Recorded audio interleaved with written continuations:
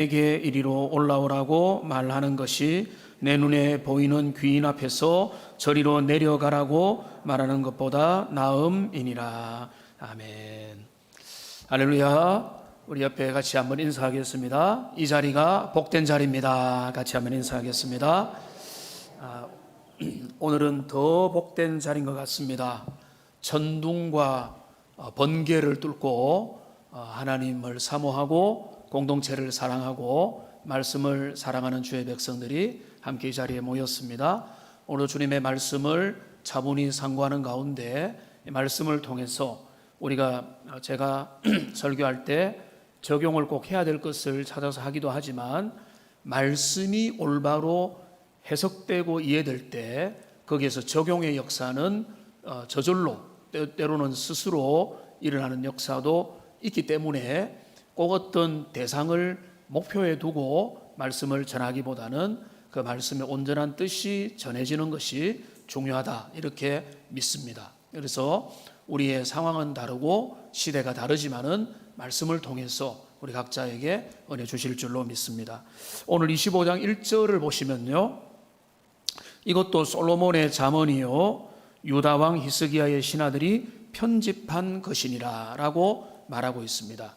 잠언의 대부분은 솔로몬의 작품이었지만은 뒷부분으로 올수록 이제 솔로몬 아닌 다른 지혜의 말씀과 다른 내용들이 추가되었다는 것을 우리가 살펴봤는데요. 그런데 그 중간에 이제 25장에서 이것도 솔로몬의 잠언이요 라고 하는 말씀을 봐서, 솔로몬이 그 자녀에게 말했던 본격적인 내용이 10장에서 22장까지에 나왔거든요.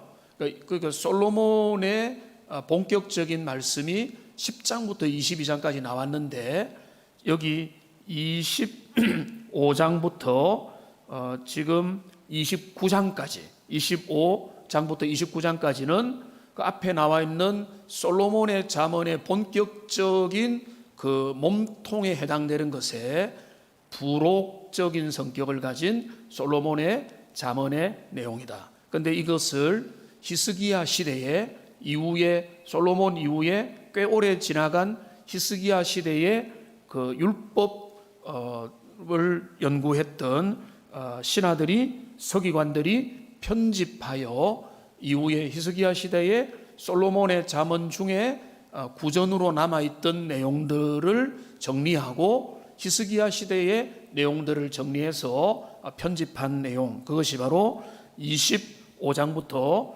29장까지의 내용에 걸쳐 있는 것입니다. 그런데 여기 이제 오늘 7절까지 읽었는데 이 내용에 이제 앞에서 다루지 않는 특징이 나타나죠. 오늘 이제 제목에서도 알 수 있는 것처럼 왕에 대하여 앞에도 조금씩 언급은 되었지만은 아주 구체적으로 왕의 본질, 왕의 사명, 왕이 가야 될 길, 어떤 왕이 되어야 되느냐라고 하는 부분에 대해서 여기에서 다루고, 그 왕과 관련된 왕궁에서 일하는 왕을 섬기는, 보좌하는 그 신하들, 오늘날로 말하면 참모들, 그들의 자세에 관해서도 이야기를 하고 있는 독특한 본문인 것입니다. 그래서 오늘 설교 제목을 우리가 좀 다가올 수 있도록 왕의 길, 신하의 길, 이렇게 한번 잡아봤는데, 지금 어떤 왕이 되어야 되는가, 그리고 신하의 사명은 무엇인가, 그 왕이 어떨 때 그 왕의 역할을 잘 감당할 수 있으며 그 감당을 잘할 수 있도록 신하는 어떻게 해야 될 것인가 라고 하는 그런 내용입니다. 근데 우리가 이제 항상 하나님의 말씀을 묵상하고 또 설교자는 그것 때문에 이제 진통을 겪는데요, 그것이 오늘날 우리에게 어떤 의미가 있는가, 그 다리 놓기를 잘 해야 여러분 마음속에도 이거는 우리의 이야기와 동떨어진 그런 게 아니라 오늘날 내게 어떻게 의미가 있는 것인가 라고 하는 것으로 연결이 되는 거죠. 그러니까 그게 이제 설교학을 배운 사람은 다 알고 있는데 일종의 다리 놓기입니다. 그러니까 그 시대와 우리 시대의 성경의 세계와 나와 다리를 놓고 그 다리를 건널 수 있도록 도와주는 게 해석자의 사명이고 설교자의 해야 될 중요한 일이 되는 것입니다. 오늘날 왕은 다른 나라들에 존재하죠.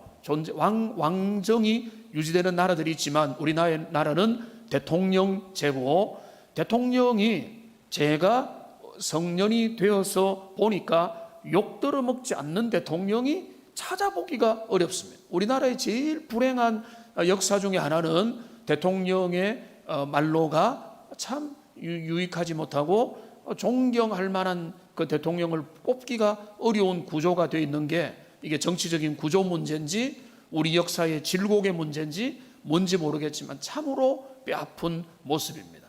좀 약점이 다 있잖아요. 그러나 그래도 존경하고 참 인정하고 이렇게 돼야 되는데, 어떻게 진영 논리에 서로가 빠져가지고 존경할 만한 대통령을 함께 만들어내지도 못하는 그런 우리 민족이, 저는 이 부분을 좀 해결을 해야 되는데 어떻게 해야 될까? 방법은 쉽지 않지만 그렇습니다. 그래서 우리나라는 왕정 국가가 아니고 대통령 중심 국가인데요, 왕의 길, 이거를 보면은 결국은 뭡니까?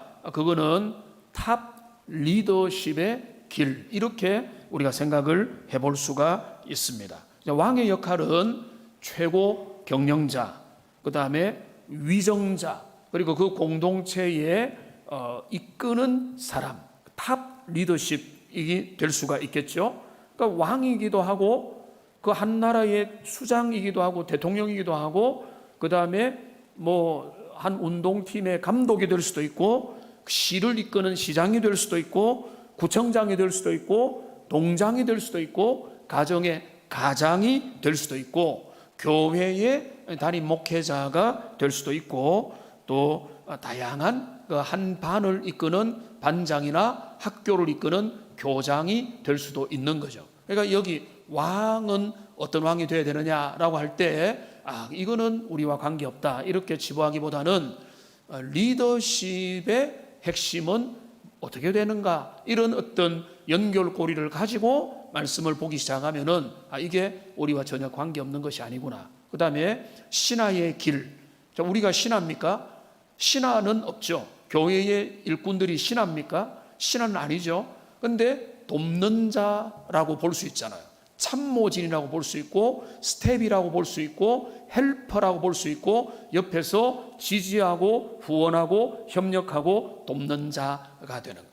그러니까 한 나라가 세워질 때 하나님이 생각했던 이상적인 그 이스라엘 사회는 정말로 주님의 뜻을 잘 이루는 이상적인 왕이 등장하고, 그 왕을 아름답게 보자 하는 그 신하들이 있어서 그 왕정이 굳건하게 유지될 때, 그 이스라엘 왕국이 세상의 권력과 힘과 마병의 힘과 전략으로 싸우는 세상의 그 어떤 공동체보다 더 강력하게 하나님의 뜻을 나타낼 수 있고 드러낼 수 있는 그 이상을 성경에서 신명기에도 말하고 계속해서 말하는데, 오늘 이 본문에서도 그 흔적을 드러내고 있는 것입니다. 그런 연결고리를 가지고 우리가 말씀 속으로 들어가 보겠습니다. 오늘 2절, 3절, 4절, 5절, 6절, 7절 이렇게 되어 있는데, 문단을 먼저 보시면은 2절과 3절을 보시면 왕의 길에 대해서 나오고 있고요. 그 다음에 그 4절과 5절 그리고 6절, 7절에 보면은 왕의 길과 아울러 있지만은 신하의 길에 대해서 이야기를 하고 있는 것을 보게 됩니다. 함께 살펴보겠는데요, 먼저 2절 말씀을 본문을 보고 같이 읽어보겠습니다. 같이 읽겠습니다. 이를 숨기는 것은 하나님의 영화요, 이를 살피는 것은 왕의 영화니라. 이거는 딱 대비를 하고 있죠. 하나님의 영광이라는 것이 무엇인가, 하나님의 하나님됨이라는 것은 무엇인가 하면 모든 일들을 섭리하는 겁니다. 그러니까 인생이 다 알지 못하지만은 하나님은 그 과거와 되어진 일들과 되어질 일들과 가까운 미래와 먼 미래와 모든 일들을 하나님께서 작정하시고 계획하시고 그 당신의 뜻대로 되도록 하시는 것이고, 그런데 그것이 선자들과 통해서 하나님께서 알려주실 때도 있죠. 자, 너희가 포로에서 돌아올 것이다 알려주신 거죠. 그럴 때도 있지만은 하나님의 정확한 그 뜻은 나중에 그 일이 이루어질 때까지는 감추어져 있는 내용들이 많이 있다는 것입니다. 그러니까 하나님은 숨어 계시는 분일 뿐만 아니라 하나님의 그 일하심의 방법은 인생이 보기에는 하나님의 뜻이 어디에 있지? 하나님은 무엇을 원하시지? 하나님은 어떤 길을 지금 생각하고 계실까? 궁금하고 때로는 미혹되며 때로는 의심에 잠길 정도로 하나님의 그 길은 너무 깊고 높아서 우리가 감히 충분하게 예측하고 생각을 하기가 어렵다는 것입니다. 그러니까 하나님의 하나님 되심의 본질은, 하나님은 인생이 아니기 때문에 하나님은 역사와 개인과 공동체와 그 시대의 모든 것들을 하나님이 다 좌지우지 하시지만은 그 모든 것들을 인생들은 완전히 정확하게 잴 수 없도록 하시면서 당신의 인생을, 당신의 경영함을 이끌어 가신다는 거죠. 그게 하나님의 하나님됨의 본질이라는 것입니다. 이거는 성경의 몇 구절에서 정확하게 드러납니다. 신명기 29장 29절에 보면은 감추어진 일은 우리 하나님 여호와께 속하였다라는 것입니다. 감추어진 일이라는 것은 이 일이 왜 일어나지? 코로나19라는 일들이 왜 주어졌을까? 왜 지진이 나고, 왜 의인이 핍박을 받고, 왜 착하게 보이는 사람의 자녀가 먼저 데려감을 당하고, 왜 어떤 사람은 그 사람 잘못도 없는데 한순간에 버림을 당하고 우리는 지금 살아서 하나님 앞에 예배하고 있는지 우리가 그 모든 길들을 알 수 있습니까? 모르죠. 감추어진 것은 하나님께 속해 있다는 거예요. 그게 하나님의 영광됨이고 하나님의 하나님됨이고 하나님의 주권이고, 우리 인생은 도무지, 이 세상의 사람들은 감독은 창작품을 만들 수 있죠. 문학 세계를 창조하기도 하고 영화를 찍어서 엄청난 시나리오를 사람들, 관객들을 끝까지 관객들이 모르다가 어느 중간이 되고 나중에 영화가 끝날 때 되면은 모든 일의 결말이 될 수 있도록 인간 창조자는, 인간 감독자와 그런 어떤 PD들은 그런 일들을 기획하고 모방을 할 수 있지만 역사를 창조하는 것, 그거는 하나님에게만 속해 있는 신비한 일이라는 것을 우리가 여기 이야기하고 있는 것입니다. 그게 바로 이를 숨기는 것은 하나님의 영광이다. 하나님의 가장 하나님됨의 모습은 뭔가 하면 이를 숨기는 것이다. 성령의 역사를 이야기할 때 요한복음 3장에서 니고데모와의 대화 속에서 우리 주님이 뭐라고 말씀하십니까? 바람이 어디서 와서 어디로 가는지 알지 못하는 거니와 성령의 역사가 바로 그와 같다. 여러분, 우리가 어떻게 주님을 믿고 이렇게 예배할 수 있게 되었습니까? 여러분, 설명할 수 있습니까? 어떤 사람들은 믿음의 수준을 그냥 간단하게 여기면은 설명을 할 수 있을 겁니다. 그런데 깊이 생각해 보면은 이거는요, 하나님이 하신 것밖에 없어요.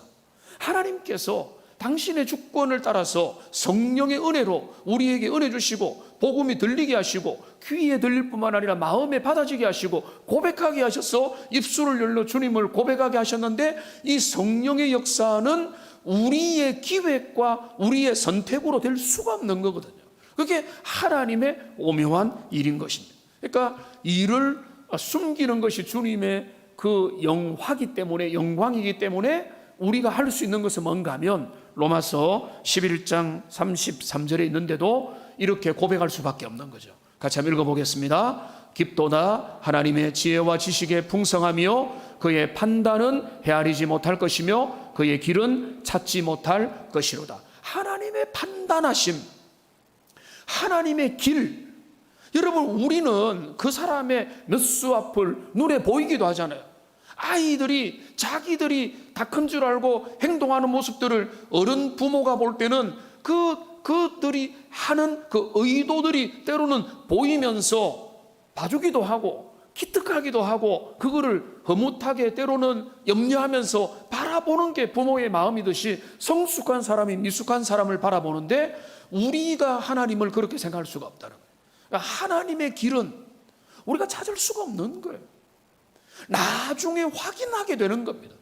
나중에 주님 앞에서 우리 인생 길들의 모든 의미를 확인할 때 고백하는 거죠. 여호와께서 나를 선하게 이끄셨구나. 이거는 확인이 되지만 우리가 일일이 확인되고 점검돼서 우리가 다 확인해서 그 길을 가는 게 아니고, 우리는 주님의 이끄심의 신비 앞에 오히려 고백하고 하나님을 찬양하는 겁니다. 깊도다 하나님의 지혜와 지식에 부요하며 라고 고백하는 것입니다. 자, 그런데요, 그래서 하나님의 섭리의 일하심의 방식을 다른 데 멀리 갈 필요 없이 여러분 족장들을 통해서 역사하시는 아브라함 언약을 이루시는 방식을 보십시오.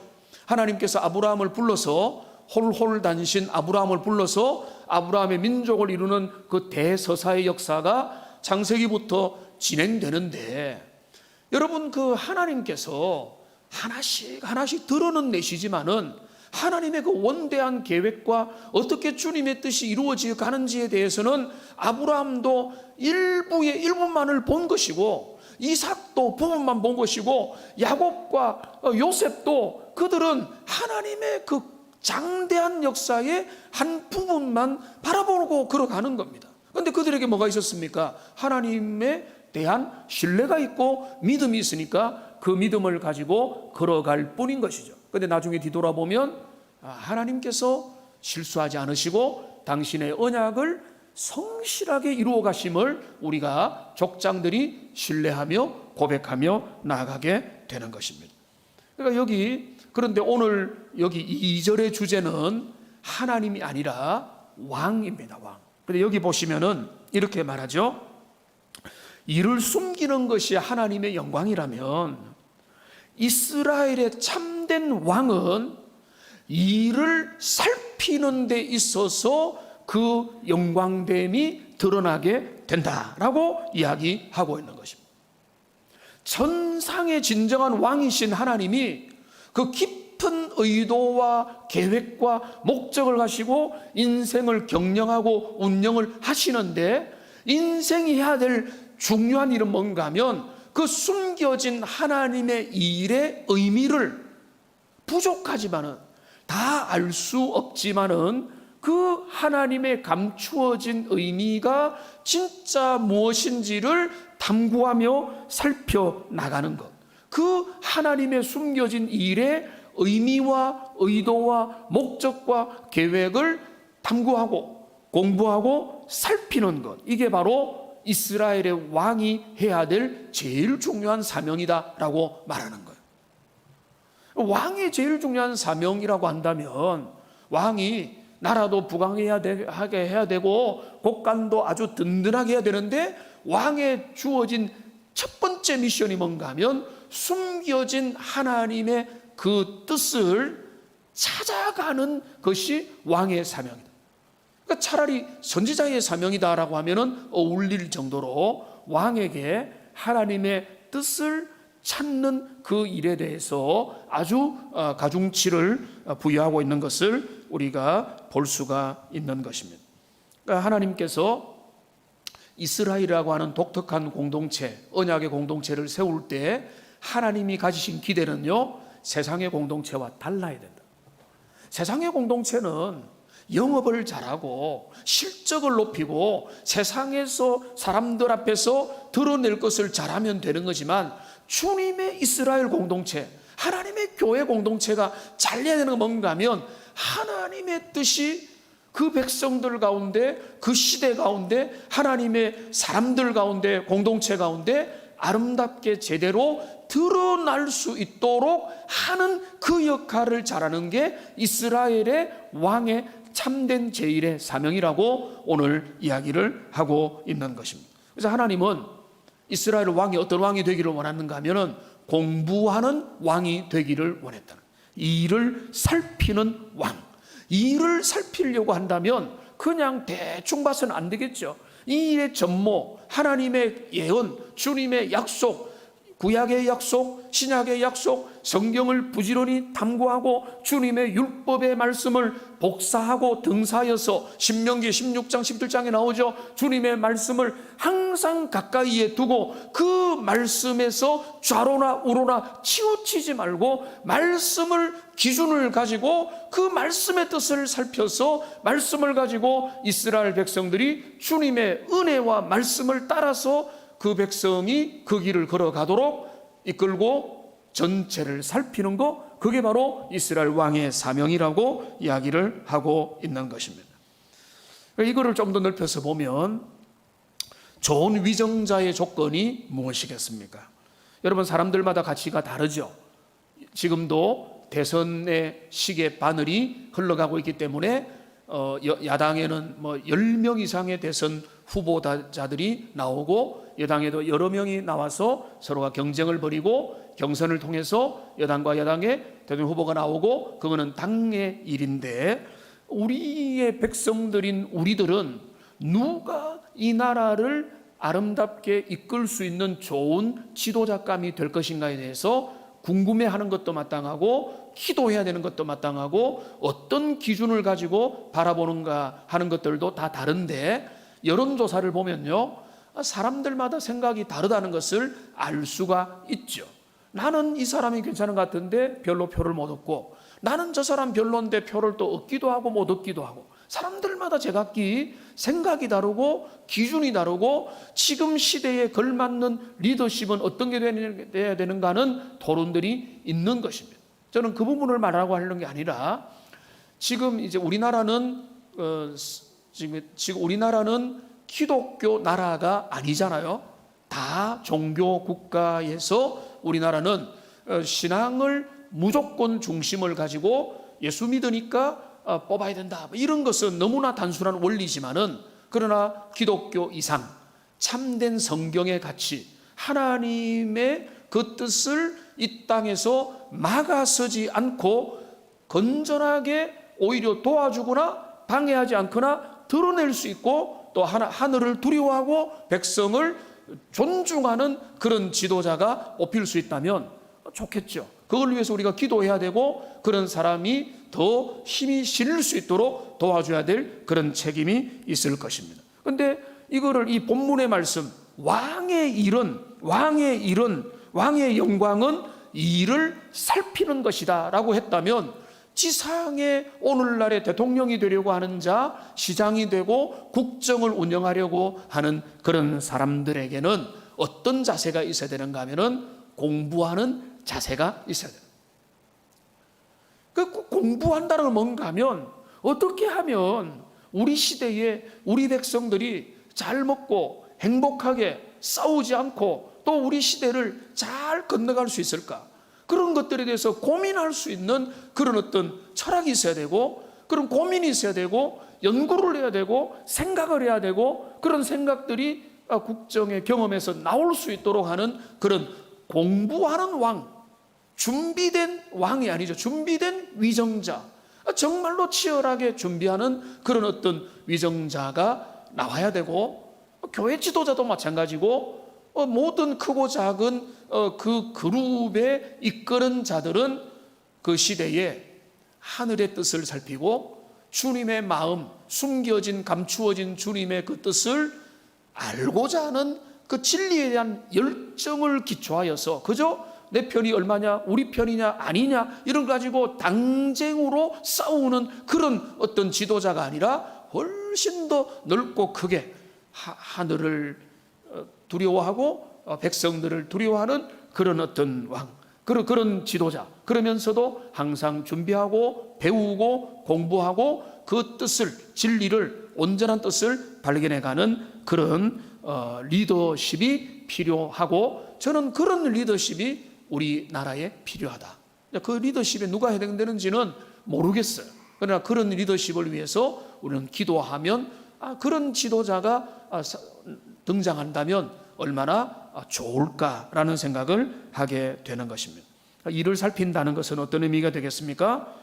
관심을 가지고 해결책을 찾아가는 자세를 의미할 것입니다. 자, 그러면 이 일을 살핌에 있어서 이거는 혼자의 힘으로 될 수가 없는 겁니다. 그 일을 잘 살피기 위해서는 조력자들이 필요한 거죠.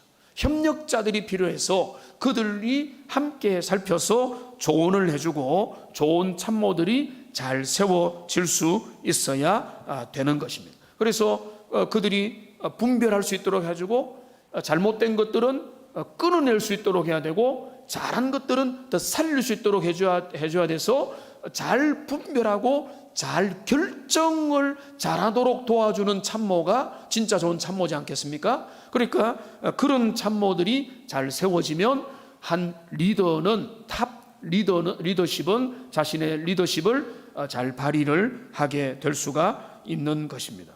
자, 그런데 그런 내용에서 이제 3절은 연결고리가 되거든요. 3절을 같이 한번 읽어보겠습니다. 하늘의 높음과 땅의 깊음 같이 왕의 마음은 헤아릴 수 없느니라.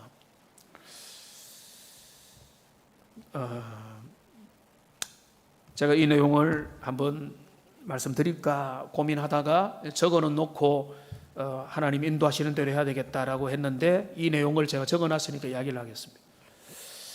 교회가 복잡한 일이 생겼을 때 그 일의 와중에서 몇몇 성도님들은 저한테 와서 목사님 참 힘드시죠? 기도하고 있습니다 라고 말하는 분들이 있습니다. 그런 분들은 왜 그런 말을 했을까요? 제가 생각할 때 그분들도 함께 아파하기 때문에 그런 것입니다.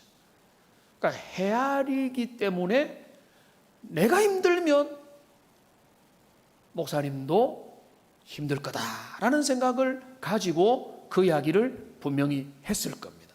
그러니까 그런 분들은요, 좋은 동력자들입니다. 이 3절의 의미가 그런 거라고 봐요. 자, 왕의 마음은 헤아리기 어려워요. 왕이 최고의 리더십이 어떤 생각을 하는지, 어떤 고민을 하는지, 어떤 상황 속에 있는지를 예측을 사람들이 하기가 어렵게 되어 있습니다. 여러분들도 또 어느 정도 지금 기업을 운영하거나 가장의 역할을 혼자서 감당해야 되거나 이런 분들이 있다면 아이들이 어리고 주변에 사람들이 모를 때는 그 상황을 누가 알아주겠습니까? 자, 그런데 그런 모를 것 같은 그 마음에 대해서 나도 압니다 라고 말을 하는 거죠.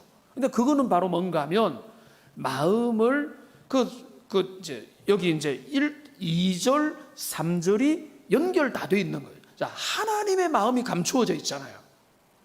근데 성령을 통해서 왕이 연구하고 기도하고 묵상하면서 하나님의 마음을 깨닫는 게 왕의 영광이라고 말했잖아요. 근데 여기 또 뭡니까? 왕의 깊은 속도 감추어져 있는 거예요. 그런데 누군가가 함께 섬기는 신하가, 스텝이, 동료가, 동력자가 그 마음을 어느 정도 이해하고 공감하면서 내가 또 때로는 그 일을 내가 대신해 주겠습니다, 도와드리겠습니다, 내가 위하여 기도하고 있습니다라고 한다는 것은 그 마음에 함께 가는 일이기 때문에 너무나 중요하다는 거예요. 그러니까 지금 하나님의 마음을 시원하게 하는 일들이 있듯이 그 이제 리더의 마음을 행복하게 하는 사람들이 있어요. 그들은 그냥 겉으로 좋은 말 하는 그런 사람이 아니고 그 깊은 마음속을 왕의 마음이 헤아릴 수 없는데 헤아릴 수 없는 마음을 이해를 하고 공감을 하는 분들이 기특하게 꽤 많이 존재한다는 거예요. 근데 그게 바로 이신전심일 뿐만 아니라 하나님이 기뻐하는 마음이고 공동체의 정신인 거죠. 아내가 부엌에서 주방에서 열심히 수고를 하는데 전혀 모른 척하고 있으면 아내가 얼마나 섭섭하겠습니까? 근데 열심히 수고하는데 격려하고 또 칭찬하고 또 맛있다고 먹어주고 하면은 힘이 나고, 때로는 수고한다고 또 특별한 선물까지 하면은 얼마나 더 좋아하겠습니까? 마찬가지죠. 남편에게도 마찬가지. 그러니까 지금 여기에 있는 것은 왕의 마음이 헤아릴 수 없는데, 여기서 이제 신하의 길들이 함께 연결되는데, 그 헤아릴 수 없는 부분에 대해서 나름대로 파악하고 살펴서 그 모든 것들을 공감할 수 있는 것은 진짜 좋은 헬퍼의 자질이다. 정말로 좋은 협력자의 모습이라고 우리가 볼 수가 있는 것입니다. 자, 그렇게 하나 해석이 가능하고요. 그 다음에 왕의 마음은 헤아릴 수 없느니라. 자, 이 말의 의미는 뭔가 하면, 이 말의 의미가 첫째는 헤아릴 수 없는 마음을 헤아리고 도와주고 대신하여 옆에 있는 부분을 지지해 준다는 것은 진짜 대단한 일이다. 이것이 신하의 길로서 하나가 묵상이 가능하다면, 이제 또 다른 해석과 또 하나의 가능성은 뭔가 하면, 왕의 마음은 숨겨져 있지만 하나님은 그 모든 마음들을 다 바라보고 감찰하고 계신다는 겁니다. 이 의미도 이미 우리가 다루었습니다. 잠언 21장 1, 2절을 화면을 보시면요, 여기 우리가 이 내용을 살폈는데, 자 보십시오. 왕의 마음이 여호와의 손에 있음이 마치 봇물과 같아서 그가 임의로 인도하시느니라. 자, 하나님께서 논에서 옆에 이제 물이 흐르도록 이렇게 이제 또랑을 열면 물이 어떻게 흐르죠? 여는 대로 흘러가는 거죠. 그러니까 왕의 마음이 하나님이 이끄는 대로 마음껏 움직이는 그런 상태가 되는, 그러니까 그렇게 되면 얼마나 주님이 일하시기에 편하겠습니까? 그런데 2절이 바로 연결되죠. 사람 행위가 자기 보기에는 모두 정직하여도 여호와는 마음을 감찰하신다. 그러니까 사람은 다 자기가 정직한 것처럼 잘한 것처럼 선한 의도를 가지고 선한 정치를 하려고 하고 선하게 국정을 운영하고 공동체를 이끌려고 하는 것 같지만은 하나님은 중심을 다 보고 계신다는 거예요.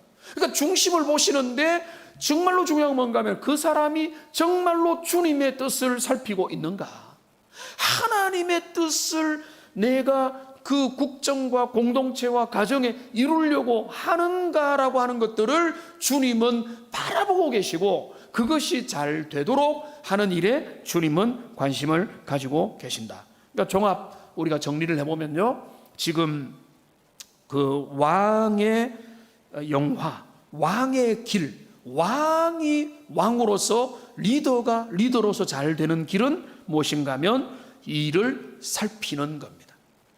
숨겨진 하나님의 일을, 숨겨진 주님의 뜻을 잘 살피고 그 마음의 숨은 의도조차도 하나님 앞에 정직하고 똑바르게 사는 것, 그게 바로 하나님의 나라의 리더십이 행해야 될 제일 중요한 기준이다. 이게 본질인 거예요. 그래서 저는 이거를 중요하게 여기고 살아가려고 애를 쓰고, 부족하지만은 여러분도 그렇게 하면 좋겠어요. 그러니까 하나님 보시기에 어떨까? 주님이 무엇을 기뻐하실까? 주님이 우리의 어떤 걸 기뻐하시고 목사가 어떤 거 잘하는 것을 주님이 영광으로 아실까라고 하는 것이 제일 중요한 관심사가 되어야 되고, 또 리더십의 요체가 되어야 되고, 우리도 마찬가지가 되어야 되는 것입니다. 그러니까 지상의 모든 리더십들은 하나님의 뜻을 살피고, 그리고 그 뜻을 마음을 다해서 온전히 섬길 수 있는 것, 그게 바로 왕의 길이고 리더십의 길이고, 크든 작든 그 리더를 맡은 자가 감당해야 될 그 사명이다는 것을 오늘 본문에서 말해 주는 겁니다. 4절과 5절에서 비교하면서 신하의 길들을 본격적으로 말하는데요, 4절에 같이 한번 읽어보겠습니다. 은에서 찌꺼기를 제하라. 그리하면 장색에 쓸만한 그릇이 나올 것이요, 왕 앞에서 악한 자를 제하라. 그리하면 그의 왕위가 의로 말미암아 견고히 서리라. 4절과 5절은요 직접적으로 연결되어 있습니다. 자, 4절의 뜻은 너무 쉬운데, 그러나 좀 더 쉬운 성경, 우리말 성경에서 4절이 이렇게 번역이 되어 있습니다. 같이 한번 읽어보겠습니다. 은혜 찌꺼기를 없애라. 그래야 은세공업자가 그릇으로 만들 수 있다. 훨씬 쉽게 다가오죠. 그러니까 우리가 쉽지만 모를 것 없지만은 국어의 뜻을 분명히 할 때에 성경이 쉬우면 쉬울수록 뜻은 명백해지는 거거든요. 그러니까 은에서 찌꺼기를 제거할 때 그 장인이, 토기장이가 그릇을 제대로 구울 수 있고 만들 수 있다는 것입니다. 그러니까 마찬가지로 왕의 왕됨이 제대로 지켜지려고 한다면은 뭐라고 했습니까? 5절이죠. 악한 자를 제거하라 라고 말하고 있습니다. 왕 앞에서 간신들, 불신앙의 사람들, 왕 앞에서 세상의 사람들을 없애라는 거예요. 그래야 왕이 진짜 하나님의 통치를 드러낼 수 있는 지상의 겸손한 참된 지상의 여호와의 통치를 반영하는 그런 왕이 될 수가 있다는 것입니다. 그러니까 악의를 제거하는 게 중요하다는 겁니다. 그러니까 위정자의 주변에 누가 있느냐?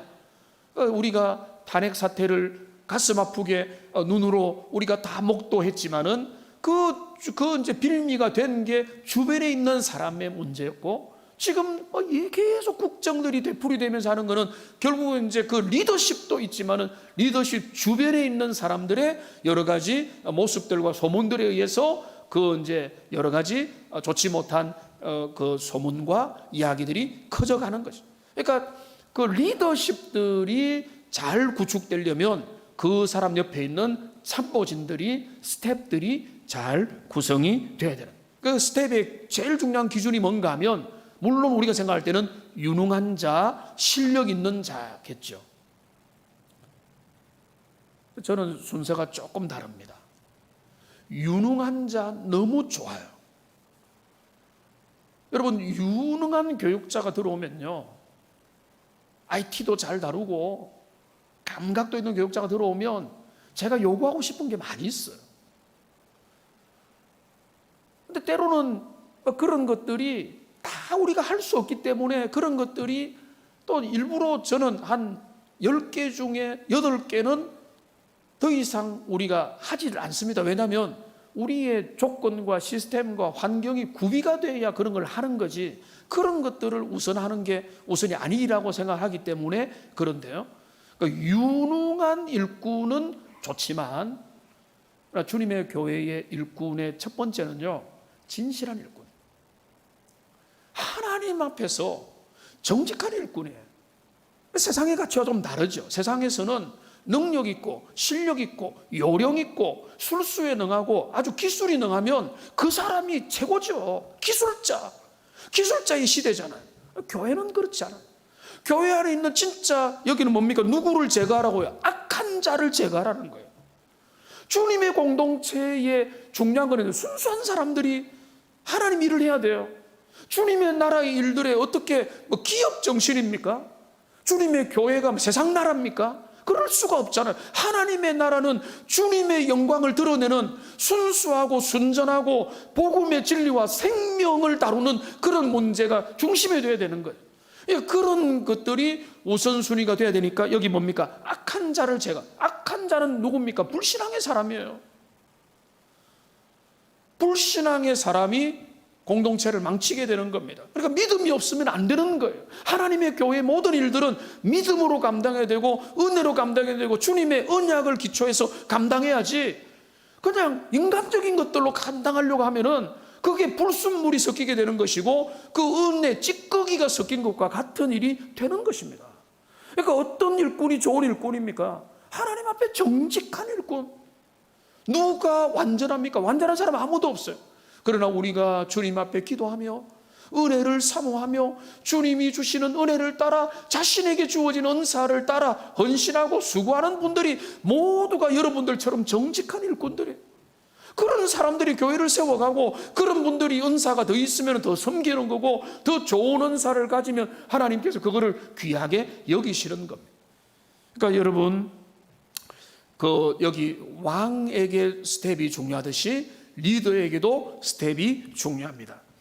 잠언 13장 20절 말씀에 보면 그 내용을 말합니다. 같이 읽겠습니다. 지혜로운 자와 동행하면 지혜를 얻고 미련한 자와 사귀면 해를 받느니라. 개인이든 단체든 누구와 가까이 있느냐, 누구와 사귀느냐가 중요한 거예요. 그러니까 진실한 사람, 순전한 사람, 은혜의 사람, 진리의 사람과 같이 있어요. 우리도 진리를 따라가는 것이지 그냥 요령의 사람, 술수의 사람, 세상의 영을 가진 그런 어떤 흐름을 따라서 세상처럼 우리도 뭐 어떻게 해보자, 이걸 가지고는 우리가 진짜 하나님이 원하는 길을 걸어갈 수가 없다는 것입니다. 잠언 16장 12절도 그 이야기를 하고 있습니다. 같이 읽겠습니다. 악을 행하는 것은 왕들이 미워할 바니 이는 그 보좌가 공의로 말미암아 굳게 서민이라. 여러분, 오늘 본문에도 말하죠. 그의 왕위가 의로 말미암아 견고히 서리라. 그러니까 여러분, 이 본문의 말씀은 오늘날 우리 사회와 안 맞아요. 제가 압니다. 우리 사회의 시스템과 안 맞고 기업의 원리와 안 맞고 세상에 작동하는 원리와 경쟁의 시스템도 안 맞는 걸 알아요. 주님은 이거를 너희가 하나님의 나라 공동체는 이런 것들을 실현해야 된다. 세상의 원리가 아니라는 거. 그러니까 그거는 뭔가 하면 하나님의 통치를 지상의 최고의 리더십이 드러내고 그 리더십이 그 통치를 잘 드러낼 수 있도록 함께 협력하는 모든 스태프들과 참모들은 그 일에 함께 하나가 되는 것, 이게 바로 참된 리더십의 모습이라는 것입니다. 여러분, 애굽을 보십시오. 애굽의 바로가 불신앙자였지만은 요셉을 쓰고자 하는 안목이 있었잖아요. 정직한 사람, 진실한 사람을 쓰니까, 그리고 물론 그가 지혜롭기 때문에 애굽의 국정에 얼마나 큰 도움을 줬습니까? 그 정도 안목이 있었던 겁니다. 바벨론의 왕에게도 다니엘과 세 친구를 귀하게 등용할 수 있는 인재를 보는 안목이 있었던 겁니다. 정직하면서도 하나님께 사로잡힌 글을 썼을 때 그 시대가 복을 누렸던 것을 우리가 볼 수가 있는 것입니다. 우리가 기도 중에 우리 교육자 진용이 어느 정도 갖추어져서 함께 협력하고 있는데요. 우리 좋은 교육자들 허락해 주신 거 감사하고, 교회는 교육자들을 잘 세울 수 있는 환경을 만들어줘야 됩니다.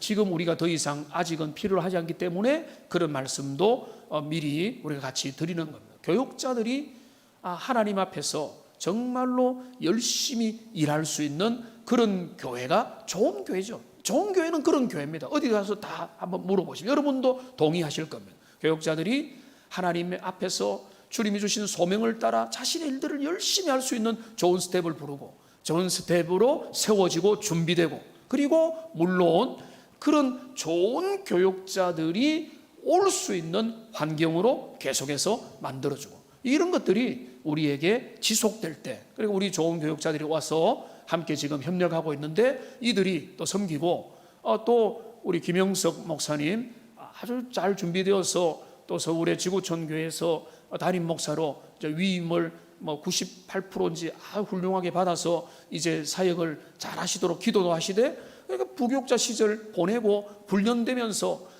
그 가운데 세워지고 준비되고 또 하나님이 필요에 따라 당신이 원하는 그 곳에 세워주시는 거거든요. 그러니까 지나가지만 그게 여러분, 부교육자는 어차피 지나가니까 그들은 금방이야, 이게 아니에요. 있는 동안에 그들이 정말로 주님의 은혜에 잠기고 그들이 이 시간들을 통해서 하나님의 리더십이 또 한번 발전할 수 있는 기회가 될 수 있도록 우리가 만들어주고 세워주는 그런 것이 되어야 될 것입니다.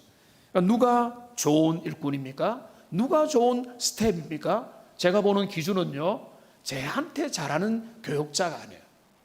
자기 하나님 앞에 소명을 따라 자기 길을 걸어가는 사람이 최고예요. 그러니까 주님의 인도를 따라서 내게 주어진 그 사역을 하나님 앞에 열심히 하고 말씀 사역 감당하고 영혼을 사랑하고 그렇게 하는 사람이 좋은 스텝이고 하나님 좋은 협력자요. 여러분 일꾼들도 마찬가지. 하나님 앞에 주님의 교회 동력자들 저가 어떻습니까? 하나님 앞에서 주어진 모든 일들 헌신하고 섬기는 모든 사람들 볼 때 마음에 기쁨이 있는 거예요. 주님은 그런 사람을 통해서 주님의 몸된 교회를 세워가기 때문에 그런 것입니다. 그러니까 이런 좋은 동력자, 왕 옆에 있는 신하들은 악인이 없어야 되는 것이다. 그 다음에 그 신하의 길의 중요한 자세가 6절과 7절에서 소개가 되고 있습니다. 자, 6절을 같이 한번 읽어보겠습니다. 왕 앞에서 스스로 높은 체하지 말며 대인들의 자리에 서지 말라. 자, 신하는 스텝에 가져야 될 자세는 뭔가 하면 첫째도 겸손이고 둘째도 겸손이라는, 자기를 드러내려고 하지 말라는, 잘난 척 하지 말라는 것이, 교만하지 말라는 것, 스스로 높은 자 하지 말고, 자, 대인들의 자리에 서지 말라고 하는 것은 뭔가 하면 젊은 이들의 용어입니다. 낄끼 빠빠라는 거 들어보셨어요? 앞에 계신 분이 웃으시는데, 낄 때 끼고 빠질 때 빠진다라고 하는 신조어거든요. 근데 뭔가 하면 내가 있어야 될 자리가 아닌데 그 자리에 나를 세우는 거, 이겁니다. 그러니까 대인들, 그러니까 지금 그 대인들이, 그러니까 장관들이 모이는 자리에 장관급이 아닌 사람이 거기에서 자꾸 어울리려고 하면은 그게 주제 넘는 일이 될 수 있다는 거죠.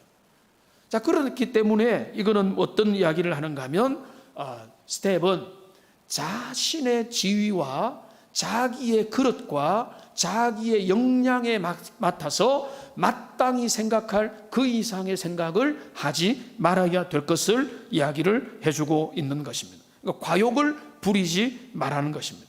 설령 왕의 총애를 받는다고 할지라도 그렇게 해서는 안 된다. 그러니까 그게 이제 나의 지위를 지키는 일이라는 거죠. 자, 그러면 이거 우리가 다 알잖아요. 자, 스텝은, 신하는 높은 자리를 탐하지 말고 자기 위치를 알아야 되고 교만하지 말아야 되는데, 자, 왜 그래야 되는가 하면 7절이 그 내용을 말해줍니다. 이는 사람이 내게 이리로 올라오라고 말하는 것이 내 눈에 보이는 귀인 앞에서 저리로 내려가라고 말하는 것보다 나음이니라. 여러분, 이 말은요, 어느 구절이 생각납니까? 예수님이 누가복음 14장에서 정확한 거의 유사하게 이 비유를 말씀하셨어요. 너는 잔치 자리에 가면 누군가가 너를 초대하면 어디 앉지 말라고요? 상석에 앉지 말라는 거죠. 상석에 앉으면 어떤 일을 당할 수 있습니까? 지금 이 자리에 누가 오시는데 실례하지만 옆으로 옮겨주시겠습니까? 라는 말을 들을 수 있게 됐다는 거죠. 근데 너희는 차라리 말석에 앉아 있는데 너가 귀중한 사람이면 알아서 그 주인이 누군가가 너를 적당한 자리에 거기 앉혀줄 거니까 너가 미리 거기 가서 앉지 말라는 거예요. 지정석이 아닌 다음에야 그 자리에, 이 자리는 내 자리라고 일부러 앉지 말라는 거예요. 그래서 다른 사람이 그 자리에 올라가세요. 지금 그 자리 말고 여기가 당신의 자리입니다 하면은 영광스럽기도 한데, 그러면 이 자리에 올라가십시오 하면은 여기 앉아있는 사람은 어떻게 되죠? 머리 걸쩍걸쩍 하면서 자존심 상하고 내려가야 되는 거죠. 우리의 모임에서, 우리의 수평관계에서 그런 일은 없지만은 과거의 권력의 체제에서는 얼마든지 이런 일이 있고, 오늘날에도 우리의 그 관계의 중요성과 삶의 중요성에 따라서 이런 일들은 얼마든지 있을 수가 있다는 거예요. 그러니까 실제적인 이유로 너가 겸손하면 오히려 인정받지만은, 너가 교만하고 너가 너 몫을 챙기려고 하고 너 자리 뺏길까 봐 불안해하고 너가 너 입장을 앞장 세우면 세울수록 너는 참된 스텝과 그 신하의 길에서 멀어지는 것이다. 주님이 말하고 있는 겁니다. 주님이 이미 말씀하셨어요. 베드로전서 5장 6절에서 뭐라고 말씀하셨습니까? 같이 읽어보겠습니다. 그러므로 하나님의 능하신 손 아래에서 겸손하라. 때가 되면 너희를 높이시리라. 한번 따라합시다. 하나님은 실수하지 않으십니다. 하나님 실수하지 않으세요. 그러니까 하나님께서 나를 모르는 거 아닌가? 사람들이 내가 어떤 사람인지 모르는 거 아닌가? 이렇게 불안해할 필요가 없어요. 말 속에 앉으면 어떻습니까? 뒷자리에 앉으면 어떻습니까? 어디든지 앉으면 어떻습니까? 그러니까 그런 것들로 너가 자칫 실수하지 말라고 성경은 이야기를 하고 있습니다. 오늘 이 본문의 내용이 사실은 말씀을 열심히 준비는 했지만은 이거 도대체 오늘날 우리에게 어떻게 정확하게 적용될 수 있을까 궁금하면서 또 말씀을 준비하고 했습니다. 이 말씀을 결론을 맺겠습니다. 오늘 그 왕의 길, 신하의 길이라고 제목을 붙여보았습니다. 어떤 왕이 하나님이 원하시는 왕입니까? 세상의 통치자와 다르죠? 하나님의 숨겨진 일을 탐구하는, 말씀을 공부하는 왕, 아주 독특한 왕을 하나님은 요구하시고, 어떤 신하를 요구합니까? 그 왕의 마음을 헤아리고 겸손한 신하를 주님이 요구한다면, 이거를 오늘날 우리의 관점에서 빗대면 이 세상의 모든 리더십은 다른 사람 위에 군림하고 다른 사람을 지배함으로 리더가 되려고 하지만, 진정한 리더는 섬기는 리더요, 하나님의 말씀의 뜻을 드러내는 리더고, 진정한 스태프들과 협력자들은 그 주님의 뜻을 함께 받들어서 섬겨나가고, 그리고 무엇보다 겸손하게 자신의 일들을 감당할 때 그 공동체가 아름답게 세워질 것입니다. 각자에게 하나님이 주시는 대로